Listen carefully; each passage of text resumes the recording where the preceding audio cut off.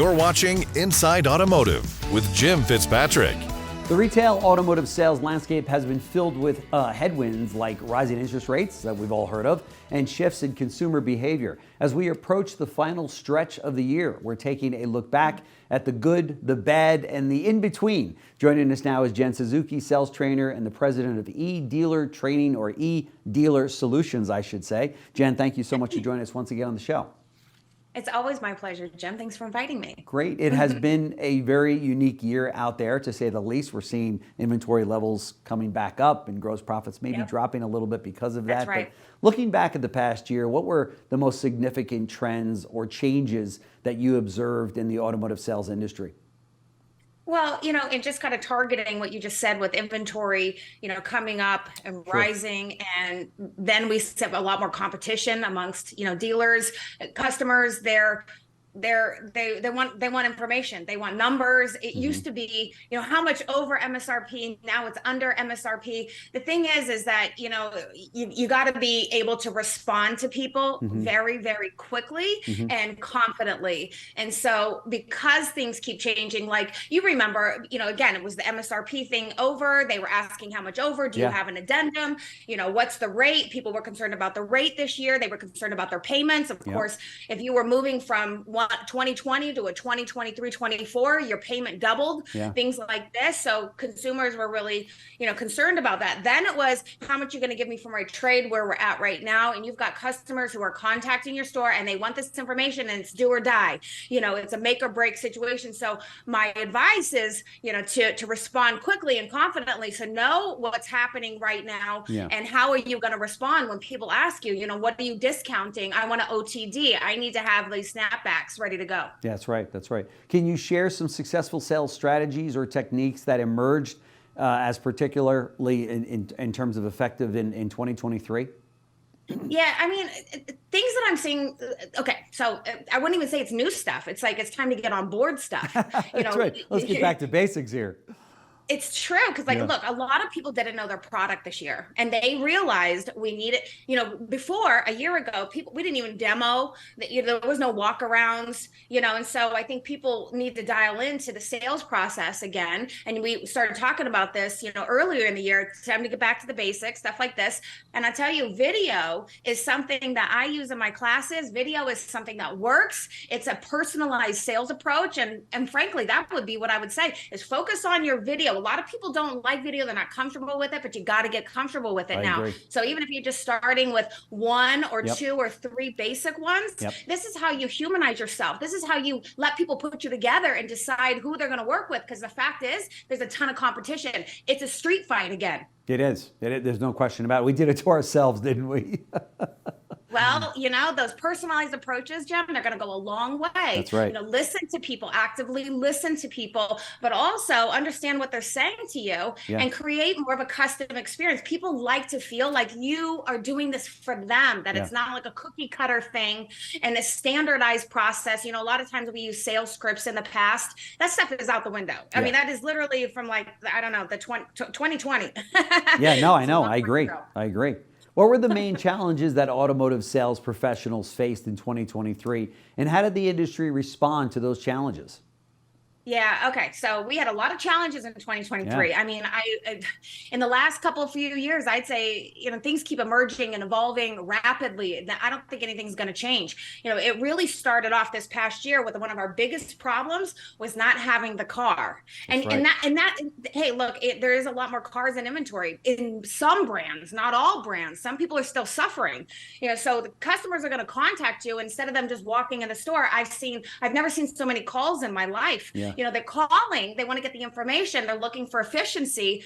But when you don't have the car, you can't say, I don't have the car. That's right. So this is about going back to that sales process again, readjusting the sales process based on what customers want to hear from you today and being planned and ready for action. You can't tell people, no, I don't have it. Then, then the people, we didn't know our product. We didn't have to know the product. I would say that's something that we really want to target, particularly now and going into a new year, is know your product inside and out and know your competitive advantages. approaches. They are shopping competitors. We've never seen so many people cheat in the last couple years. They are so loyal to your brand, and then they just had to get something else because you didn't have what they wanted. That's right. It doesn't mean that we can't go back into the database and find these people and bring them back to your brand. They're not gone. Yeah. That's a very good point. That's a very good point. There's no question about it. Maybe they just want to hear from you again. And as we all know, I think there's 2.2 vehicles in each garage or each family. And just because they couldn't get that one for, the husband or the wife doesn't mean they're not going to buy the next car from you, right? That's right. You can't forget about the people. Even though they crossed over to another brand, they may not be happy. Time to go back and knock on those doors, be in front of people, stay connected with people, they get those personalized approaches. That's right. And then, of course, Jim, I mean, the top of my head, it's EV. That's these things have been, just marinating on people's lots, and collecting dust. Marinating. And that's a problem. I know. There's no question about it. They have been marinating. They're ready to be cooked now. But here's the thing. People don't know how to sell them. I know. Going into the new year, you got to get clever. And I would say this about, I'll say this about that. Show me the salespeople that actually drive an EV. That's still a challenge. So they themselves, in large part, I know I'm painting with a very broad brush here because there are some salespeople that love EVs and they drive them themselves. But for the most part, the industry is made up of salespeople that drive an ICE engine home every day and believe in it and are really not even so sure about an EV. So when they themselves are asked about it on a lot or on a phone call or in a showroom, you can see, what do they say? The eyes are the window to the heart. And if that salesperson isn't sold on that whole EV structure, there goes that deal right out the window. So you're not even going to present it as an option. So of course they're going to sit there. That's right. Yeah, you learn your EVs. They're not going away. I know. And some of these brands, they've got cool stuff like on apps, starting their cars. Yeah. Identifying service needs and such. There's just a lot of cool tech out there, and that's how you sell it. So you got to stand in front of the building and show this stuff off. It's like a little remote control car now. And that's cool. People like the novelty of it. That's right. In your opinion, what were the key lessons or takeaways that sales professionals should glean from the events of 2023?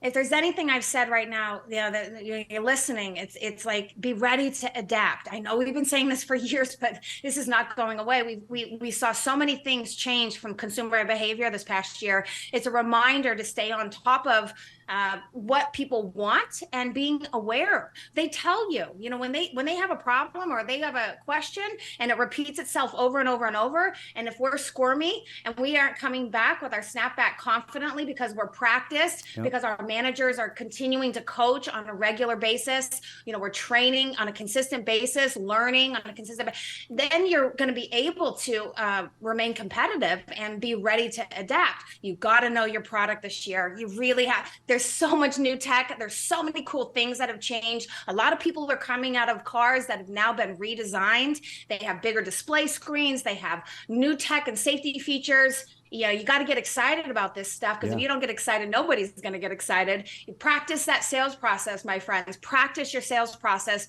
It's not even about the basics anymore. It's level up now, okay?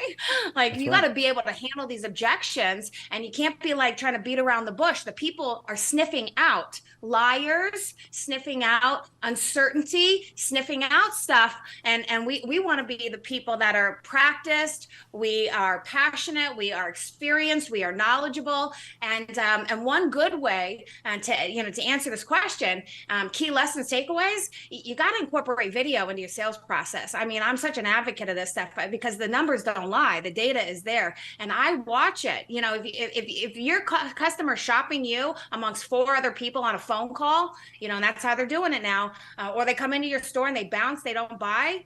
How are you staying connected? You got to find a way to personalize this experience. Remember things about people. Take your notes, put them in the CRM, and make them part of your sales process and your contacting, so people think that you care and that they see that you truly have an interest in them. That's going to separate you from everybody else. Boy, there's no question about it. And it doesn't take much in terms of the video. If you have one of these, which everybody does, okay, If you don't have one of these, you have a much bigger problem in your professional career. But if you've got one of these, use it, right? It doesn't have to be perfect. Everybody thinks that, oh, the video's got to be perfect or I'm not good on screen. That stuff doesn't matter. It's all about authenticity and, to your point, communicating with that customer where they want to be and the way they want to be communicated. And it's all about either FaceTime or sending them a video, right? I mean, that is how we communicate in our own lives That's with right. the people that we, are in our circle. Yeah. And so, the trick here is to make this as human as possible. Yep. That creates comfort. That people need to feel comforted by you, not scared of you. That's right. That's right. Jennifer Suzuki, this is why we bring her in. She's president of eDealer Solutions, acclaimed sales trainer. Thank you so much for joining us on the show. Every time you come on, your shows and your segments get a ton of views, so we appreciate that. And we appreciate all you've done for us in 2023 and can't wait to talk to you about 2024. So thank you so much. Thank you. Thank you so much. Thanks for watching Inside Automotive with Jim Fitzpatrick.